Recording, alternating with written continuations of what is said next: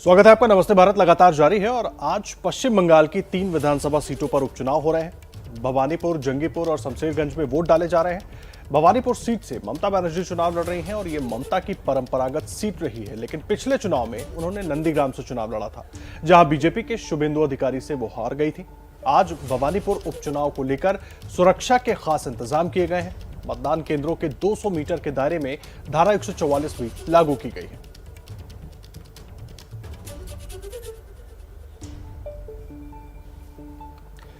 और देखिए, भवानीपुर से हमारे साथ हमारे सहयोगी मनोज्ञा लोहेवाल जुड़ गई हैं। सीधा उनका रुख कर लेते हैं। मनोज्ञा, किस तरीके से मतदान आगे बढ़ रहा है, सुरक्षा को लेकर क्या कुछ इंतजाम है? और बहुत, क्योंकि उपचुनाव है और बीजेपी भी इस बात को जानती है और टीएमसी भी इस बात को जानती है और ममता के लिए जीत बिल्कुल आसान वहां पर नजर आ रही है। ये पहला उपचुनाव होगा जहां मुख्यमंत्री के खिलाफ बीजेपी ने 80 लोगों को उतार दिया हो एक दिन के अंदर। अब आप मिशन 80 के खिलाफ मिशन ममता को समझ सकते हैं। भवानीपुर उपचुनाव भले ही सिर्फ 16 स्क्वायर किलोमीटर इलाके में लड़ा जा रहा हो, लेकिन आपको बता दें कि पुलिस की जो यहाँ पर व्यवस्था है वो अत्यधिक है। यानी कि करीब 35 कंपनी तो सिर्फ 200 के आसपास बूथ पर तैनात हैं, वो भी सेंट्रल फोर्सेज की। तो वहीं दूसरी ओर कोलकाता पुलिस की ओर से भी विभिन्न पदाधिकारियों को तैनात किया गया है, लेकिन जॉइंट कमिश्नर से लेकर बाकी सारे जो अधिकारी हैं, जैसे डीसी लेवल या फिर एसीपी लेवल के भी करीब 14 अधिकारियों को इन पूरे इलाकों में तैनात किया गया है। 100 से ज़्यादा ट्रैफिक सार्जेंट्स हैं, क्योंकि सड़कों पर इस समय मूवमेंट को एकदम ध्यान में रखा गया है इस इलाके में खासतौर से। अब दूसरी बात आपको बताएं राजनीति की। राजनीति इसकी बड़ी दिलचस्प है और उतनी ही महत्वपूर्ण है। पहला कि इसके में अभी तक ममता बनर्जी या 2011 में जब दोबारा उपचुनाव लड़ी थी, 2000 यानी कि दक्षिण कोलकाता सीट से रिजाइन करने, इस्तीफा देने के बाद, तब जीती थी करीब 90,000 वोट से ज़्यादा से। दूसरी बार 2016 में मार्जिन थोड़ा कम हुआ, 50,000 के आसपास आया। लेकिन जो 2016 का चुनाव यानी कि 2021 का चुनाव था, उसमें मार्जिन, क्योंकि शोभनदेव चट्टोपाध्याय थे, वहाँ मार्जिन करीब 26,000 के आसपास था।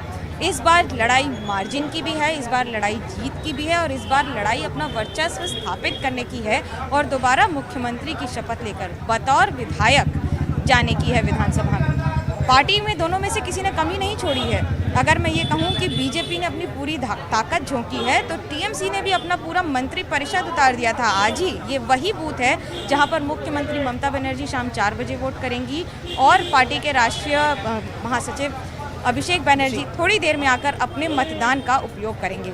लेकिन दूसरी बात आपको बता दें, बाकी सारे मंत्री वगैरह आज कई इलाकों में यहाँ पर आज मतदान करेंगे।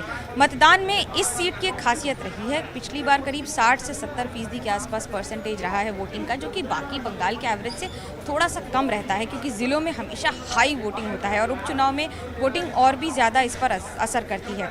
दूसरा एक महत्वपूर्ण पहलू ये है कि ये वो इलाका है जहाँ पर बहुत सारे गैर बांग्ला भाषी लोग रहते हैं। करीब 40% हैं जो बांग्ला भाषी नहीं हैं। जैसे इसमें मुस्लिम्स तो 20% हैं, लेकिन उसके अलावा 40% है, जैसे सिख हों या फिर बाकी समुदाय के लोग हों जो यहाँ पर रहते हैं, गुजराती समाज हो या फिर मारवाड़ी समाज हो। और उन सब के बीच में अपनी पैठ बनाने के लिए मुख्यमंत्री ने भी कई सारे भाषण हिंदी में दिए थे। तो लड़ाई इस बार ये कही जा रही है कि भवानीपुर से भारत तक की है। बिल्कुल, आप बने रहिए मनोज्ञा हमारे साथ। आगे आपसे अपडेट्स लेंगे, जानेंगे कि सुरक्षा को लेकर और क्या इंतजाम है, क्योंकि प्रचार प्रसार की हम बात करें, उस दिन हिंसक तस्वीरें भी कुछ सामने आई थी। आज पुलिस की तरफ से क्या विशेष तैनाती है, इस पर भी अपडेट्स आपसे लेंगे। वहीं ममता बनर्जी को नंदीग्राम से उनके ही पुराने सहयोगी यानी कि शुभेंदु ने मात दी थी और इस बार ममता के सामने बीजेपी ने प्रियंका को उतारा है। प्रियंका टिब्रेवाल से बात की मनोज्ञा ने, सुनिए।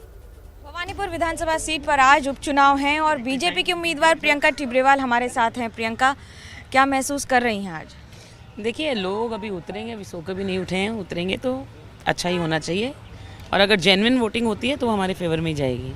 जेन्युइन वोटिंग का क्या मतलब है? देखिए, जैसे लोग बाहर से लोग लाते हैं ज़बरदस्ती रिग करके वोट देने के लिए, इतना डर क्यों है? क्यों एजेंट्स को बैठने नहीं देना चाहते किसी और पार्टी के? बिकॉज उनको मालूम है लोग इनके लिए वोट नहीं करेंगे। तो ये ज़ोर ज़बरदस्ती से डेमोक्रेसी में जीतना चाहते हैं, जो कि संभव नहीं। लेकिन हाँ, अगर जनता अच्छे से उतरे पूरी तरह से और वोट हो तो वो हमारे फेवर में ही होगा। पूरी तैयारी पूरी सेंट्रल पैरामिलिट्री फोर्सेस आपके कहने पर लगाई गई हैं, तो फिर ये कैसे कि लोगों को वोट नहीं देने दिया जा रहा है? नहीं, मेरे कहने पर नहीं लगाए गए हैं। आपकी पार्टी ने अपील की है लिखित? ठीक है, क्योंकि लास्ट दिन जिस दिन प्रचार का लास्ट दिन था, उस दिन जो सिचुएशन थी, जो हमला हुआ, जो वैंडलिज्म हुआ, उसको देखते हुए इलेक्शन कमीशन ने यहाँ पर ये फोर्सेस लगाई हैं। तो उसके बावजूद अगर ये कॉन्फिडेंस लोगों में हो जाता है और लोग उतरते हैं वोट देने के लिए, तो that will be in our favour. BJP पिछली बार जिस मार्जिन से थी और इस बार जिस मार्जिन से है, कैसे देखती हैं इसको, क्या देखती हैं मार्जिन को? देखिए, मैं इन सब चीज़ों में अभी से कोई कमेंट नहीं करना चाहती, मगर मैं इतना जानती हूँ कि पिछले बार में और इस बार में मैंने लोगों के कॉन्फिडेंस को कहीं ना कहीं टच किया है। तो I hope for the best. Hope for the best, और यही आशा है इस बार प्रियंका टिब्रेवाल की। कैमरा पर्सन सूरज पांडे के साथ मनोज्ञा लोईवाल, कोलकाता, एबीपी न्यूज़। एक बार फिर मनोज्ञा से अपडेट्स हम ले लेते हैं। मनोज्ञा, सुरक्षा को लेकर क्या जानकारी मिल रही है? क्योंकि प्रचार प्रसार का जो दिन था उस दिन तस्वीरें ऐसी सामने आई जब बीजेपी और टीएमसी कार्यकर्ताओं के बीच झड़प हो गई। आज क्या विशेष तैनाती है?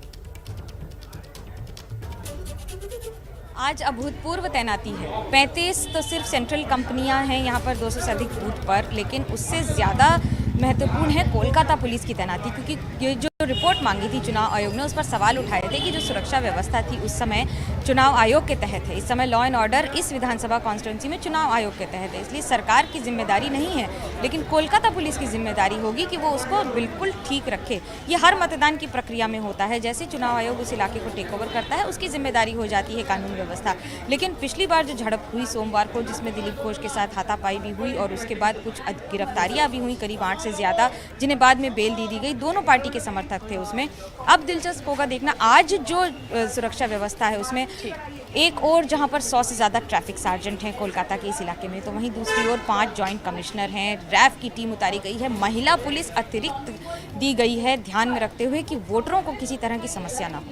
बिल्कुल मनोज्ञा, आप नजर बनाए रखिए, आगे आपसे अपडेट्स हम लेते रहेंगे। फिलहाल धन्यवाद तमाम जानकारी के लिए।